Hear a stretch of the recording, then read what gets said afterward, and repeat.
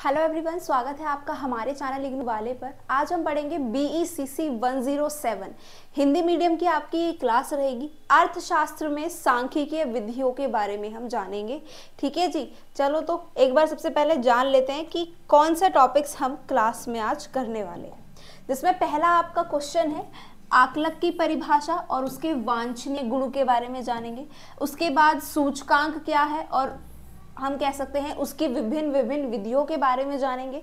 उसके बाद आएगा हमारा टाइप फर्स्ट और टाइप सेकंड एरर, यानी कि त्रुटि, जिसे हम गलती कह देते हैं वो। और उसके बाद टी परीक्षण और एफ वितरण के बारे में पढ़ेंगे। ठीक है जी, और ये वही वाले आपके क्वेश्चंस हैं जो कि मोस्ट रिपीटेड क्वेश्चंस हैं।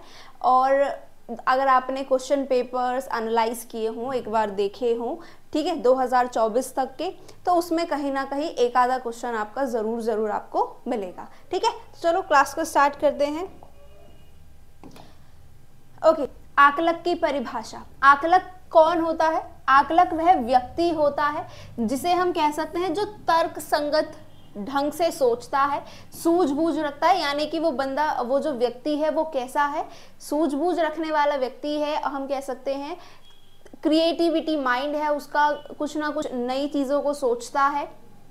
ठीक है, और साथ में एक सक्षम निर्णय लेने के लिए क्या है, वो एक उचित व्यक्ति कहलाता है। ठीक है, जैसे किसी भी समस्या का समाधान अगर जाहिर सी बात है, जब वो आकलक है, तर्क संगत ढंग से सोचेगा, सूझबूझ रखता है, समझदार व्यक्ति है, रैशनल व्यक्ति है, ठीक है, तो वो कैसा सोचेगा? विवेकपूर्ण तरीके से सोचेगा हर प्रॉब्लम को, हर समस्या को। ठीक है, अपनी बुद्धि का यूज करेगा, और यहाँ पर हम कह सकते हैं और अपनी बुद्धिमानी से समाज में योगदान देता है। वही व्यक्ति क्या कहलाता है? हमारा आकलक कहलाता है।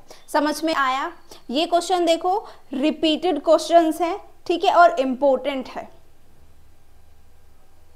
और हाँ, आपको मैं एक चीज़ और बता दूं साथ साथ, जो आपका 107 है, आज की क्लास में अगर आपने कंटेंट देखा है तो कंटेंट में हमने सिर्फ और सिर्फ कौन से क्वेश्चंस रखे? थ्योरी वाले क्वेश्चंस रखे। अगर आपने न्यूमेरिकल पढ़ने हैं, न्यूमेरिकल करने हैं हिंदी मीडियम में, तो मैंने आपको सीरीज़ बनाई हुई है 107 की। ठीक है, उसमें बहुत सारे क्वेश्चन हमने सॉल्व किए हुए हैं, वो आप जा करके देख सकते हैं। ठीक है जी, और अगर आपको हिंदी मीडियम में चाहिए तो आप कमेंट कीजिए, हिंदी मीडियम की एक क्लास अपलोड करेंगे। ठीक है, एक हिंदी मीडियम की क्लास बना देंगे। और उसके बाद अब यहाँ पर पढ़ लेते हैं हम आकलक के वांछनीय गुण। क्या है? तर्क संगत सोच।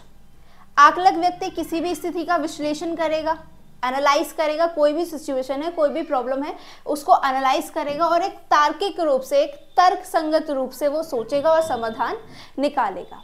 निर्णय क्षमता, वो सही और गलत में फर्क जानता है। जो व्यक्ति आकलक है, जो तर्क संगत ढंग से, उसके पास सूझबूझ है, बुद्धिमान है, समझदार है, वो सही और गलत के बीच का फर्क जानता है। तो वो जाहिर सी बात है अपने विवेक से वो क्या करेगा? जो चीज़ सही होगी उसकी क्षमता, उसको कह सकते हैं, उसका विश्लेषण करेगा। नैतिकता, सद्गुणों का पालन करता है और नैतिक रूप से सही कार्य करता है। जो भी जितने भी सद्गुण होते हैं उनको हम कह सकते हैं फॉलो करेगा, और साथ में नैतिक रूप से कोई भी कार्य दिया गया है, कोई भी उसको हम कह सकते हैं समस्या दी गई है, अपने विवेक से और अपनी बुद्धि से उसको सूझबूझ करके उसका समाधान निकालेगा, नैतिकता को पूरा यूज करेगा। फिर क्या है? ज्ञान अर्जन की प्रवृत्ति। अब ये जो व्यक्ति होता है आकलक, ये समय के साथ साथ हम कह सकते हैं और ज़्यादा ज्ञान प्राप्त करने की इच्छा रखता है, निरंतर कंटिन्यूसली सीखना चाहता है कि प्रॉब्लम सॉल्व करे, कुछ ना कुछ उससे सीखे। जैसे कि हम अपनी लाइफ में बहुत सारी गलतियां करते हैं, उन गलतियों से हमें कुछ ना कुछ सीखना चाहिए। अगर हमने लाइक फॉर एग्जाम्पल के लिए हमने कोई एग्ज़ाम दिया, उसमें फेल हो जाते हैं, ठीक है, फेल हो जाने के बाद अब ऐसा तो नहीं है कि रोना शुरू कर देंगे, दुख लेकर के बैठ जाएंगे कि हम फेल हो गए।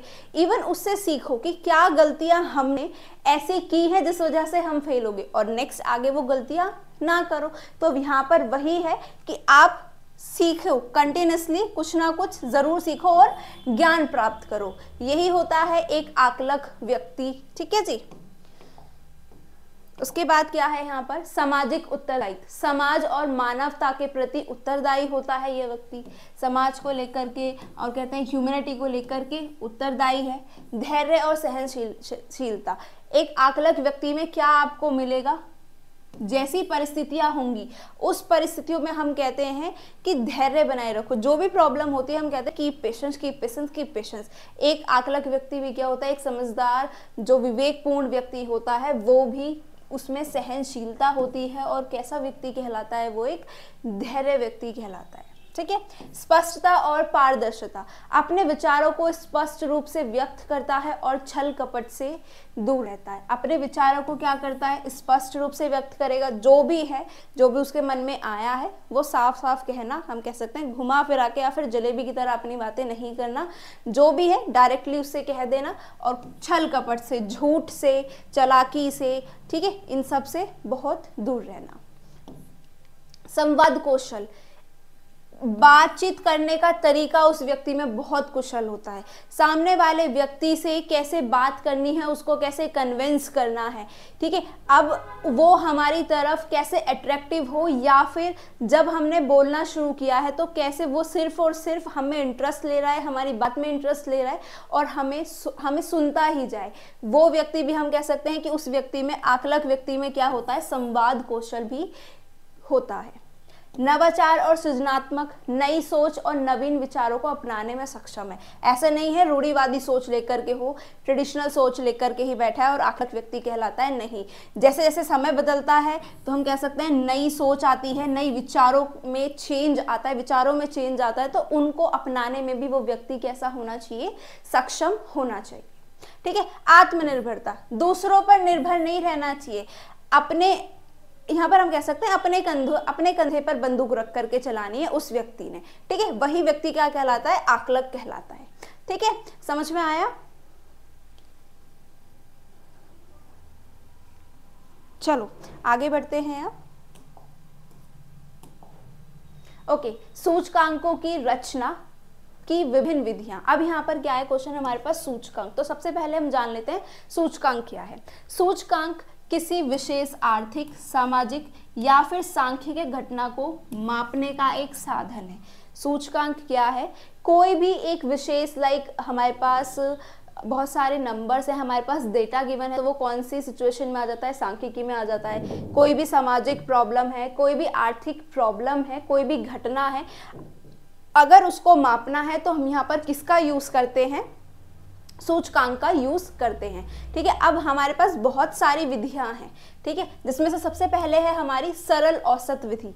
ये क्या होता है, इस विधि में क्या होगा, सिंपल सा है, जितने भी विभिन्न वस्तुएं हैं उनकी मूल्यों को जोड़ो, जोड़ने के बाद उन्हें आधार वर्ष के मूल्यों के कुल योग से आपने क्या करना है, विभाजित करना है, जैसे कि हम यहाँ पर कर रहे हैं। तो आपका क्या निकल के आ जाएगा, सरल औसत विधि, यानी कि हमारा SAM या फिर हम कह सकते हैं इंडेक्स निकल के आ जाएगा। यहाँ पर क्या है, PN क्या है, वर्तमान वर्ष का मूल्य, और P0 क्या है, आधार वर्ष का मूल्य। और ये ऐसा क्वेश्चन, ऐसा न्यूमेरिकल मैंने 107 में कराया हुआ है पिछली क्लास में इंग्लिश मीडियम में। ठीक है जी, चलो आगे बढ़ते हैं। अब यहाँ पर है simple average of relative method. यहाँ पर क्या है, सिंपल है, कुछ नहीं, बस ये फॉर्मूला ऐसे का ऐसे यूज किया है, बस अपॉन में हमने क्या लिख दिया है, n लिख दिया। और n क्या होता है, हमने मीन मोड मीडियन पढ़ा है, और n यहाँ पर होता है हमारा ऑब्जर्वेशन, है ना। तो यहाँ पर बस क्या करना है, n नीचे लगाना है, एग्जैक्टली वैसा ही फॉर्मूला होता है। इसमें विभिन्न वस्तुओं के सापेक्ष मूल्य निकाले जाते हैं, जितनी भी अलग अलग वस्तुएं हैं उनके रिलेटिव प्राइस निकालेंगे, और साथ में उनका क्या लिया जाता है, औसत भी लिया जाता है। ये होता है हमारा क्या, औसत सापेक्ष विधि। ठीक है, समझ में आया? चलो आगे बढ़ते हैं। भारित औसत विधि, वेटेड एवरेज मेथड, ये क्या है, अच्छा, लास्ट पेयर्स, पासे सूचकांक और फिशर सूचकांक। अगर कुछ याद आ रहा हो, 11th-12th में हमने ये बहुत अच्छे से किया है, इसके न्यूमेरिकल्स हमने किए हैं या नहीं किए हैं। और ये किस लिए यूज होता है, अगर हमारे पास कोई भी वस्तु है उसके बाहर को हम कह सकते हैं, प्रत्येक वस्तु के बाहर के लिए हम कह सकते हैं कि उसे हम ठीक तरीके से दर्शाएं, इसीलिए हम यूज करते हैं इन तीनों मेथड्स का। कौन कौन से मेथड्स हैं? लास्ट पेयर्स है, पासे सूचकांक है और फिशर सूचकांक है। ठीक है जी, और तीनों के तीनों इंपॉर्टेंट है। मैं कह सकती हूँ एग्जाम में कोई ना कोई भी सवाल पर, मतलब यहाँ पर कोई भी न्यूमेरिकल आ सकता है और कोई भी आपसे कह सकता है कि कोई भी मेथड यूज करो। ठीक है, और इसकी भी हम कह सकते हैं क्लास यूट्यूब पे पढ़िए, आप जाएं और देखें। ठीक है, और प्रैक्टिस करें उसकी। ओके, अब यहाँ पर है हमारा लिंक रिलेटिव मेथड, जिसे हम कहते हैं परिसर विधि। ये क्या होती है? इस विधि में विभिन्न समय अवधियों के मूल्यों के अनुपात को जोड़कर एक समग्र सूचकांक तैयार किया जाता है। सापेक्ष मूल्य परिवर्तन है, समग्र सूचकांक हम तैयार कर लेंगे यहाँ पर। एन हमारा क्या है? ऑब्जर्वेशन ही है। ठीक है, हम यहाँ पर क्या निकाल रहे हैं? सूचकांक निकाल रहे हैं। अब जो ये है हमारा, इसे हम क्या कहते हैं? इसे तो सम्मेशन कहते हैं, यानी कि सम्मेशन है। और यहाँ पर आर क्या है? आर है हमारे पास जो हमारे पास विभिन्न समय की अवधियां हैं उनके मूल्यों को जोड़ लिया है हमने। जैसे कि मेरे पास है यहाँ पर मूल्य 1, 2, 3 +4 ऐसे करके है +1। ठीक है, तो इनको मैंने क्या किया? इनको ऐड कर लिया और ये किसके इक्वल हो गया? समेशन आर के। टोटल कितने थे? 1, 2, 3, 4, 5। तो यहाँ पर हो गया हमारा n, और ये जितना टोटल था, लाइक यहाँ पर मान लेते हैं ये 10 था, ये 5 है, तो 2 आया। हमारा p कितना आ गया? 2 आ गया। ठीक है जी, ये है क्या? हमारा परिसर विधि। समझ में आई क्या? चलो आगे बढ़ते हैं। अब यहाँ पर वर्सेस कर लेते हैं, समझ लेते हैं टाइप फर्स्ट त्रुटि क्या है और टाइप सेकंड त्रुटि क्या है। ठीक है जी, ये इंपॉर्टेंट है, पूछी जाती है। ठीक है, 6 नंबर में आपसे पूछ सकता है, 12 नंबर में आपसे पूछ सकता है। तो सबसे पहले हम जान लेते हैं टाइप फर्स्ट के बारे में। यहाँ पर है, जब शून्य परिकल्पना सत्य होते हैं भी अस्वीकार कर दिया जाए तो उसे टाइप फर्स्ट एरर त्रुटि कहते हैं। यानी कि यहाँ पर क्या है, देखो इसको एग्जाम्पल के जरिए समझते हैं। यहाँ पे परिणाम है, लाइक जो हमारे पास झूठे सकारात्मक हैं, झूठे सकारात्मक परिणाम है, वो उत्पन्न करता है कौन? Type first. ठीक है, कारण क्या है? यह अत्यधिक कठोर परीक्षण मानदंड के कारण हो सकता है, यहाँ पर कहा गया। और साथ में टाइप फर्स्ट त्रुटि को हम यहाँ पर अल्फा भी कहते हैं। क्या कहते हैं? अल्फा भी कहते हैं। ठीक है, समझ में आया? अभी कैसे समझ में आया होगा जब समझाया ही नहीं है, तो पढ़ लेते हैं ना। यहाँ पर है जो हमारे पास H0 होता है, ये एक होती है शून्य परिकल्पना। ठीक है, यहाँ पर H0 ही क्या हो जाती है? हमारी सत्य होते हुए। ठीक है, H0 हमेशा याद रखना कि सत्य होती है। ठीक है, अब ये सत्य होने के बाद भी इसे हमने एक्सेप्ट नहीं किया है, कहीं ना कोई मिस्टेक आई है। ठीक है, मिस्टेक हो गई है जिस कारण एक्सेप्ट नहीं हुआ। अब जब एक्सेप्ट नहीं हुआ तो उसी को हम यहाँ पर क्या कह देंगे? टाइप फर्स्ट त्रुटि कह देते हैं। ठीक है, अब और ये कब हुआ है? बहुत ज़्यादा एक कठोर टेस्ट हुआ, परीक्षण हुआ, उसके बाद भी हम कह सकते हैं ये टाइप फर्स्ट त्रुटि कहलाएगी। ठीक है, यहाँ पर था हमारा झूठे सकारात्मक परिणाम उत्पन्न कर देता है ये। ठीक है, गंभीरता इसमें क्या है? कुछ मामलों में अधिक गंभीर हो सकता है क्योंकि यह गलत निष्कर्ष की ओर ले जाता है। टाइप फर्स्ट त्रुटि का मतलब यही है कि यहाँ पर क्या है? इसे एक्सेप्ट नहीं किया जा रहा है, तो ये बहुत ज़्यादा गंभीर भी हो जाता है। ठीक है जी, अब यहाँ पर बात कर लेते हैं हम टाइप सेकंड त्रुटि को। ये क्या है? जब हमारा H0 गलत होते हुए उसे स्वीकार कर लिया। अब यहाँ पर H0 क्या है? गलत आया है, सत्य नहीं आया है, असत्य आया है, फिर भी हमने क्या कर लिया? उसको एक्सेप्ट कर लिया। ठीक है, तो ये क्या हो जाती है? हमारी टाइप सेकंड त्रुटि होती है।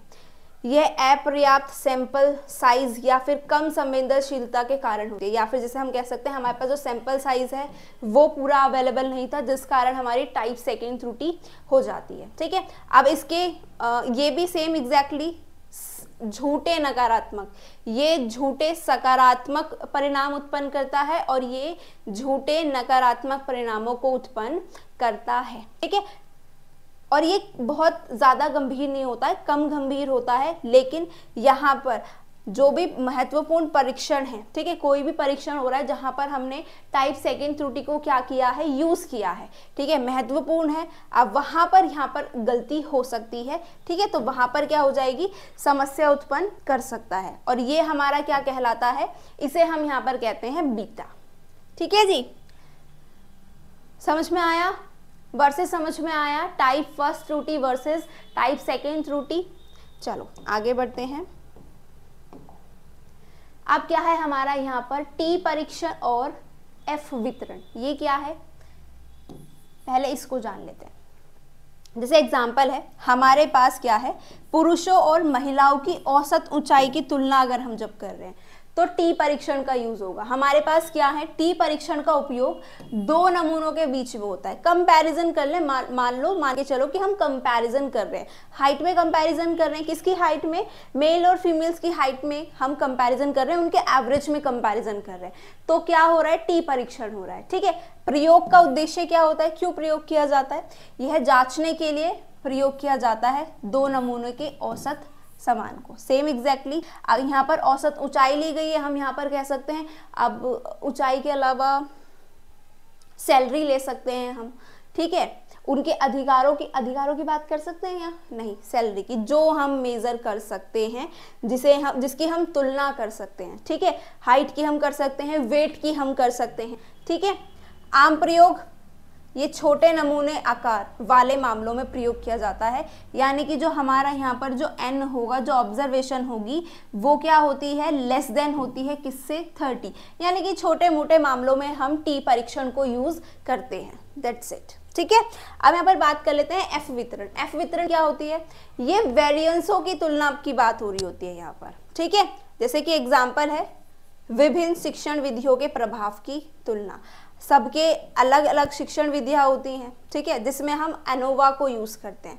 एनालिसिस ऑफ वेरिएंस, जो वेरिएंसेस को एनालाइज करता है, उसमें हम यूज करते हैं किसका, एफ वितरण का। और एफ वितरण क्या है, किसके बारे में कंपैरिजन कर रहा होता है, दो समूहों के बीच में, ठीक है, हमारे पास दो समूह हैं, उन दो समूह के हमारे पास दो वेरिएंसेस होंगे, उन वेरिएंसेस के बीच की तुलना जब हम कर रहे होते हैं तो हम यूज करते हैं एफ वितरण का।